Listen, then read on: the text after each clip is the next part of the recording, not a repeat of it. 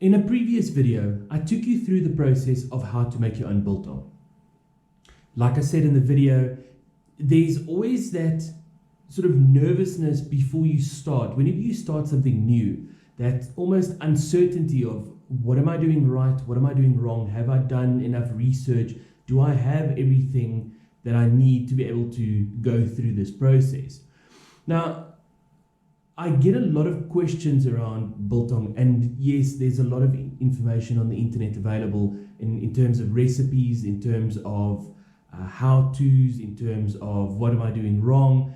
And there's a lot of people that just need that extra little bit of reassurance or just that extra explanation just to make sure that the research that they've done is sufficient. And this is basically just let's summarize just about everything from a research perspective that's available on the internet, and let me watch this video, and then from here you can go and make your own biltong and be relatively sure that you're following the right process.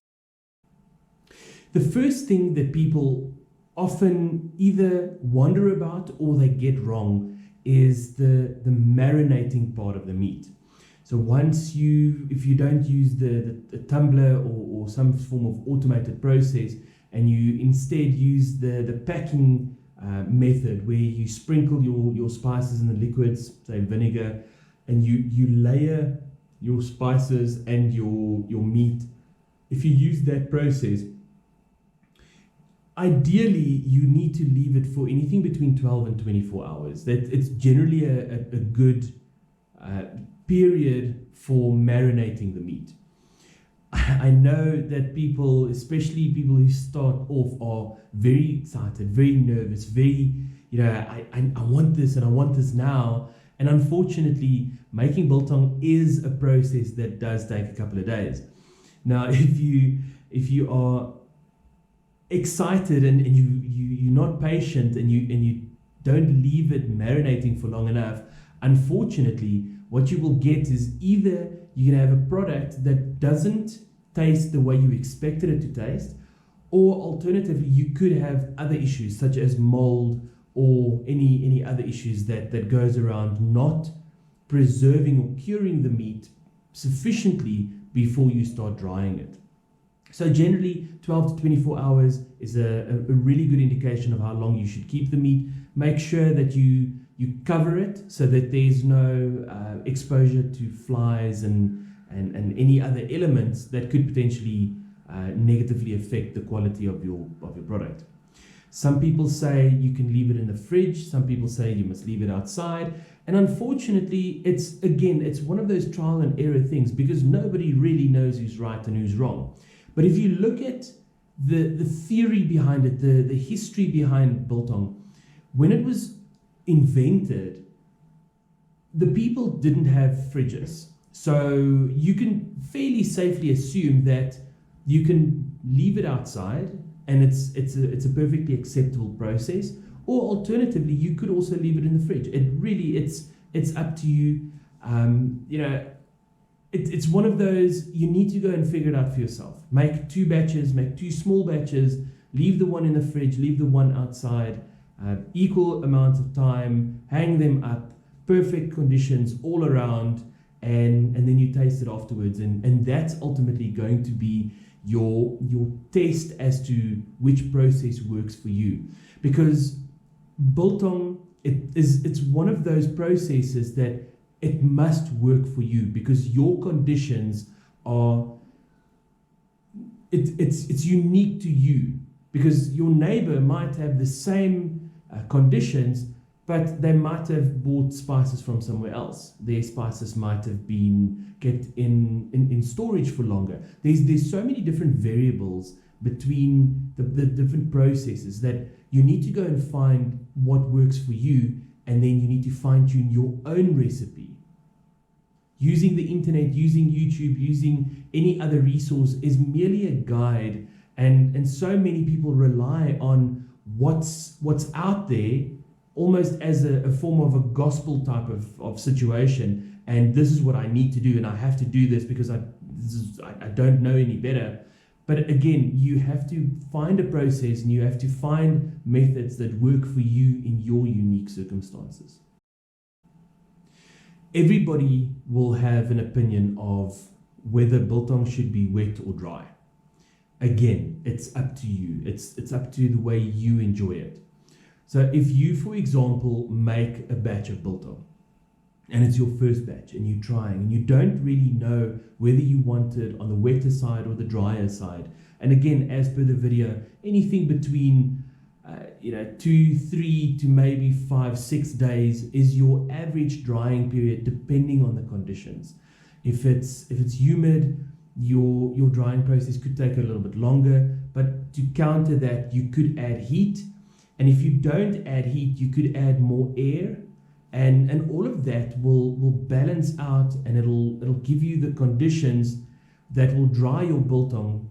And it all depends, but it's a good indication to say anything between, and also the thickness of the slices. So I'd say very safely 2 to 5, maybe 6 days, depending on thickness and conditions. So whilst you're making this biltong, while you in the drying process, you need to feel it. So make sure your hands are clean, and as it dries after, say, 2 days, start feeling it. And if it feels very soft, you know that it's potentially not ready yet. It's not the way you like it, unless you want to try it. And there's nothing wrong with it, because remember, the product's been cured. All you're doing is just drying it to remove the moisture. So take one piece, slice a couple of pieces off it, and taste it. And say, yes, I enjoy it, no, I don't enjoy it, or I think it needs to stay for a little bit longer. And then you hang that same piece up again.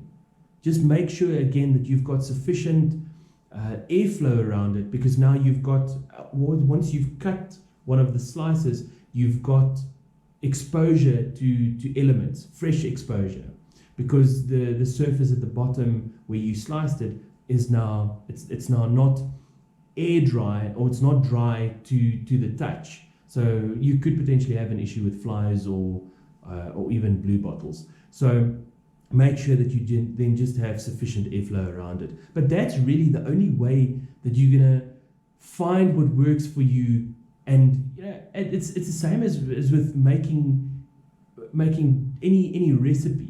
Is you need to write down the conditions, write down what you did, what you didn't do. If you want to go very technical about it, you can write down your temperatures and everything, and that'll give you a good batch of data that you can use going forward. So again, the average person enjoys it when it's sort of medium. So I'd say, again, depending on thickness, probably about anything between 3 and 4 days would give you that wetter / medium dryness. And then if you like it a little bit drier, then you just leave it longer, just maybe 1 or 2 days longer. And what you could potentially do is, if you're scared that the biltong is going to dry out too much, then you could always switch off the fan. Remember that once the biltong is air dry, there's not a lot that can go wrong with it. And I'll get into the air dry process in a short while. What do I mean when I say the biltong is air dry? So once you've taken it out of the fridge or out of the container and you've now hung your biltong, it's very wet. So you need to, unless the conditions are perfect, you need to put some form of air circulation around it.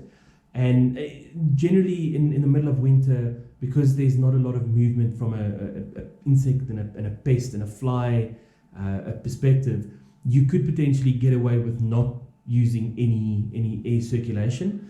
But the general accepted process is to put some air on it, put a fan on it, whether it's a normal domestic fan, whether it's a computer fan, whether it's a fan that you've modified, it doesn't really matter. The more air you put on it, the faster it'll dry. So by air dry, I mean it's dry to the touch. And dry to the touch means that any sort of pests, like flies, blue bottles, the conditions aren't perfect for them lie or to lay their eggs anymore. So if you look at where they tend to lay their eggs, they like heat and they like moisture. So if you eliminate either one of those, then the conditions aren't as perfect anymore. So the chances are they'll stay away from it. So and by removing the heat, let's say you make it in the middle of winter, you don't have a lot of activity from a pest and a fly perspective. But let's say it's in the middle of summer, it's super hot outside, and you want to make biltong, then you introduce that fan, you make sure you've got sufficient air movement and flow in and around your product. Whether it's in a box, whether it's not in a box, it's completely irrespective. It's about the air movement, the air blowing on the meat, drying it as it goes, but it also stops the flies from being able to sit on the meat. So air drying then it's dry to the touch, and the conditions aren't perfect for flies anymore. And that's really what I mean by that. And once you get to that sort of air dry stage, the drying process has started, and now it'll start happening very rapidly. And now you just need to manage the process as you go. If you've been getting some white spots or white marks on your biltong, chances are that it's one of two things. Either you have salt, you oversalted, and the salt is basically drying on the surface. So it could be that, depending on the recipe and the process that you followed. Alternatively, it could be mold. So you need to be very mindful as you go through the process of what you do and how you go about your process. But then also make a note of what you see. Your observation it's almost critical, because you can then determine what went wrong, or what is wrong and what went wrong throughout your biltong making process.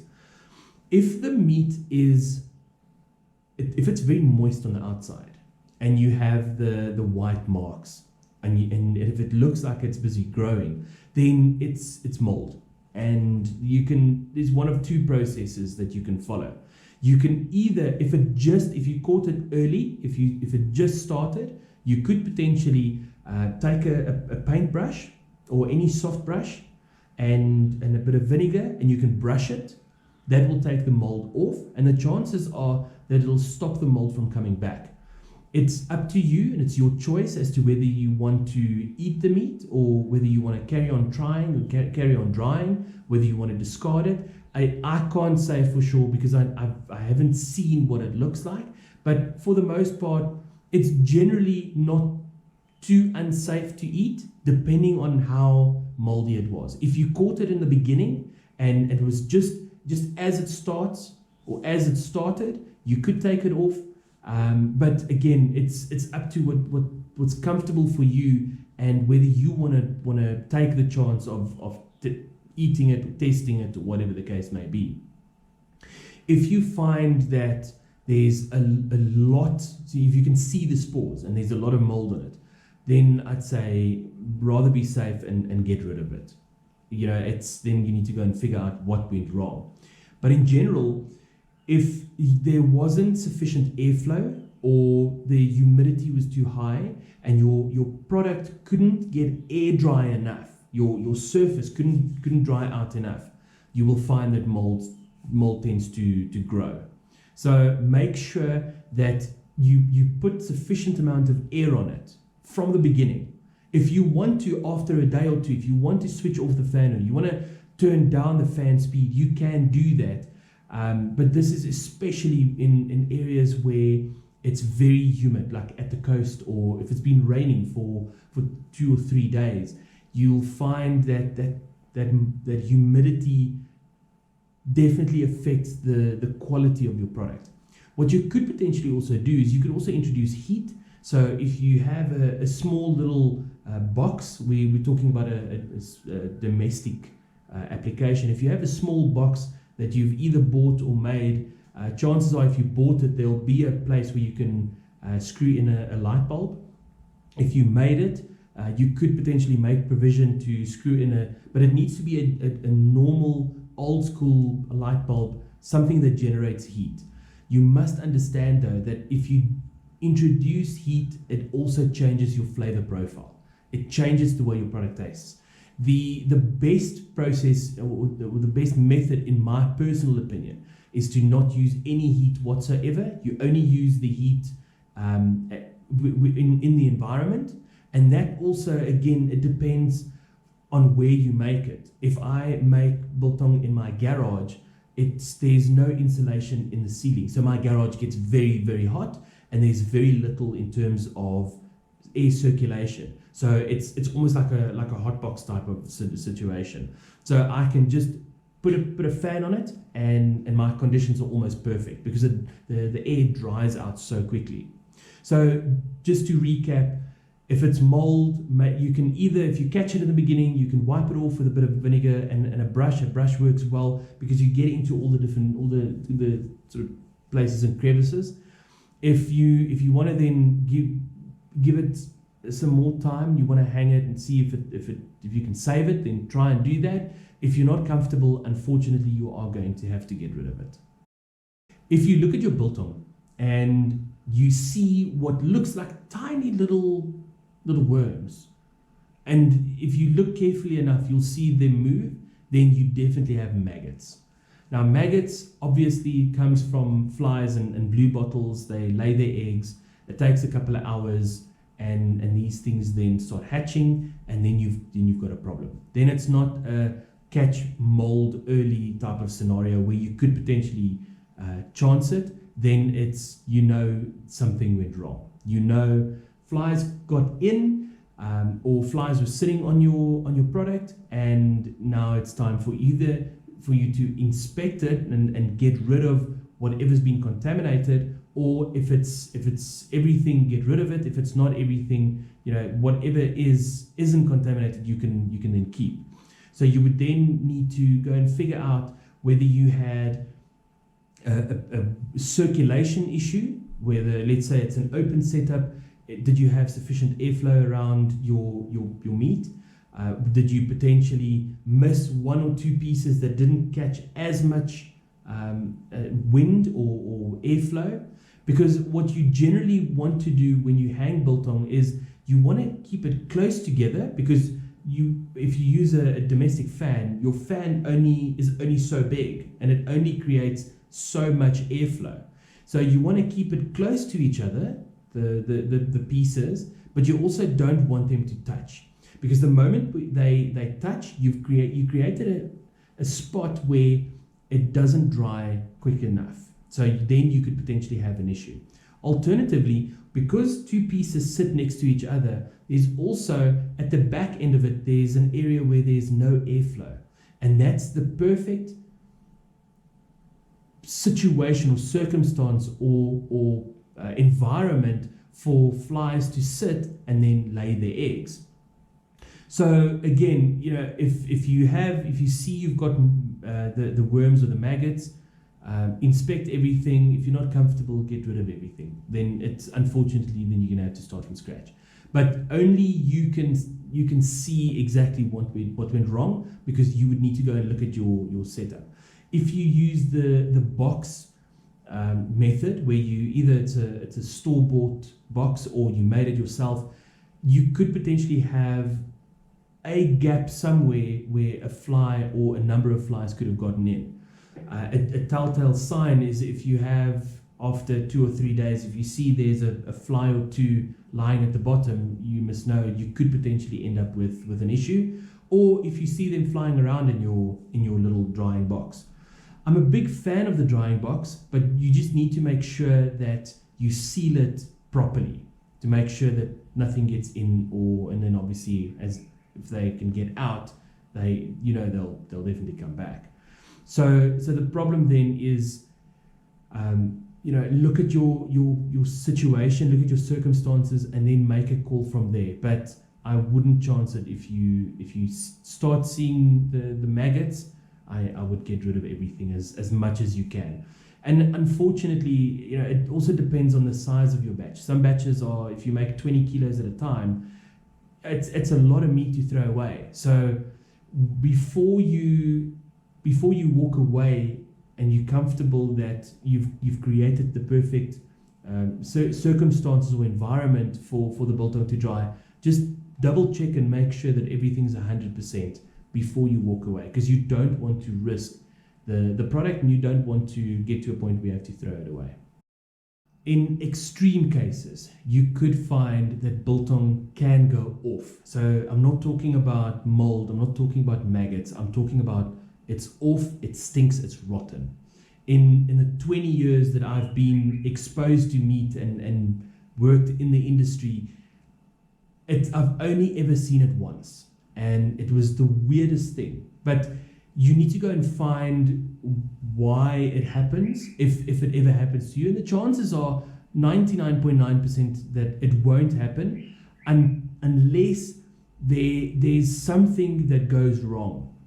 So let's say, for example, you've got heat and you don't have enough airflow. So let's say in South Africa we're prone to what's called load shedding or rolling blackouts. So if you made a little biltong dryer for yourself and you use an element to warm up the air in and around your cabinet, if you find that the power goes off and the element stays warmer for a while, it stays warm for a while, if that continues to raise the temperature but your fan is off, so you've got no circulation of air, so the hot air just sits around your meat, you could find that it cooks the meat but it doesn't. So it creates just the perfect amount of heat for bacteria growth.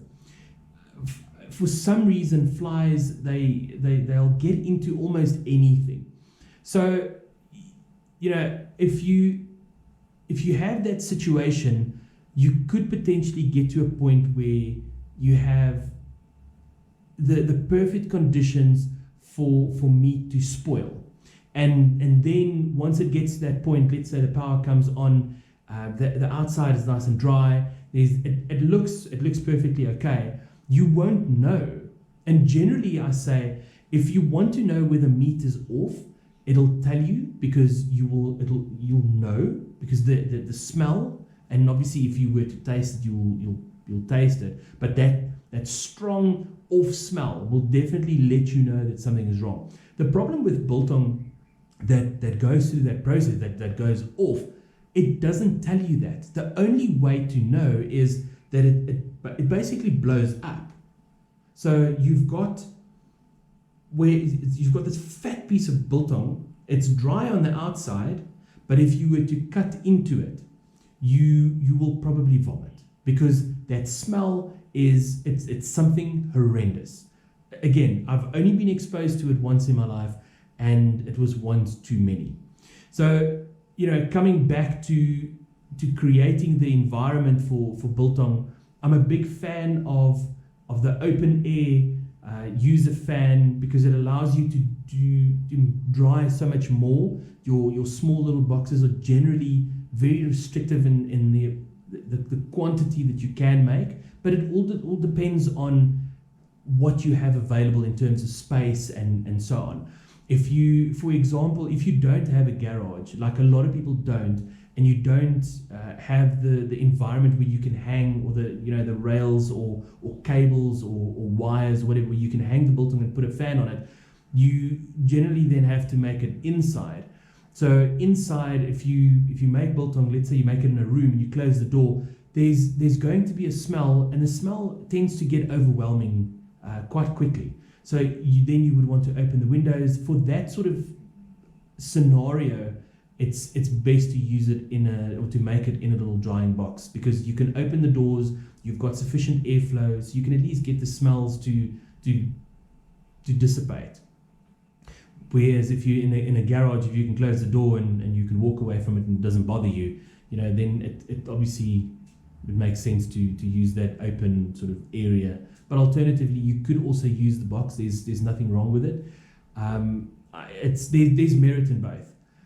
In general, I'm not the biggest fan of adding heat to the process unless there's humidity. Unless it's very humid, somewhere at the coast, where things rust, or where if you hang a towel outside, for example, and it's wet, if your towel takes a couple of days to dry, you must know that if you were going to try and make biltong in that same environment, it's going to take so long to dry, to get to that point where it's air dry, that it'll get mold, and the chances are that it can also go off if there's not sufficient airflow. So let's say you don't get mold and you don't get flies, you could find that the meat can go off. I mean, it's like leaving a piece of meat outside.